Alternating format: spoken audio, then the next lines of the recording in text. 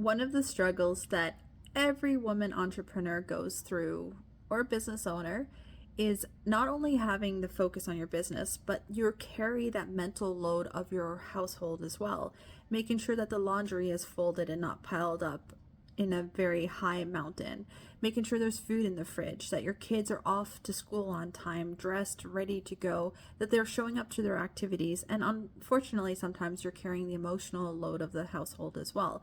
And that's a lot of stuff that's on you, but you still show up every single day ready to do your business, knowing the importance of speaking with people, getting your clients, making sure your clients are supported with how they need to be supported.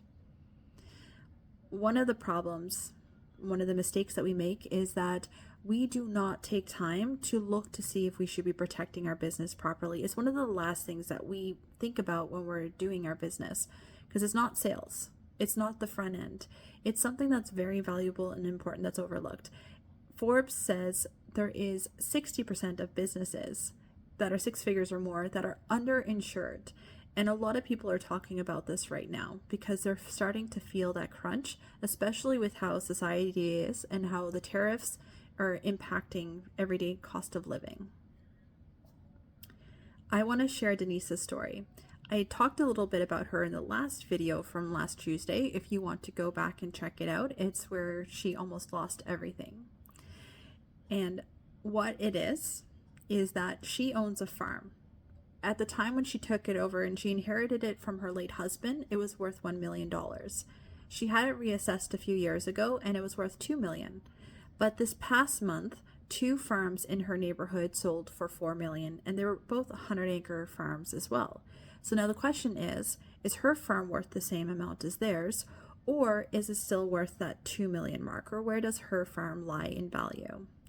This would make a difference when it comes to how much her son would have to pay for capital gain tax if something were to happen and she passed away and it went to him, or if he took over the farm before she even passed away. The capital gains tax will always be there.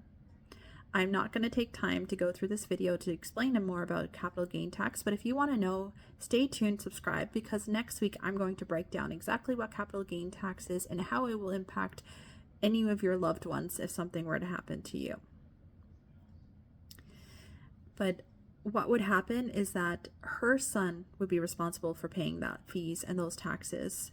And if she doesn't have the right insurance policy in place to protect him and the farm, then they're going to see the government take it piece by piece, sell it off, and he's going to be left with nothing.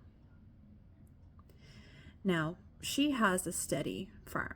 It's different than most businesses. Like my business, for example, I'm still in the startup phase. I've just recently started it. I invested into my coaching business as well. And I have invested over $60,000 into learning, into myself, into being able to have the systems in place to be able to do the work that I need to do, as well as to pay for my license and exams to have the credibility and credentials to speak on this topic. But is my business in a place that I would insure it right now? And that's where a lot of people struggle because they wait. I'm not a six-figure owner at the moment. Why do I need protection? If something were to happen to me, it's okay because there's no money, there's no net value, there's nothing in my business at the moment. So very often people wait when I become more successful, when I have the cash flow, when I do something. But you know what? You're not going to get any younger than you are today. You may get healthier because you take care of yourself better, but unfortunately you are not going to get any healthier. And if you wait and you think about protecting what you have now versus what you have in the future, well, when you do become that six-figure owner, you're going to find that it's going to cost you a lot more money to insure it.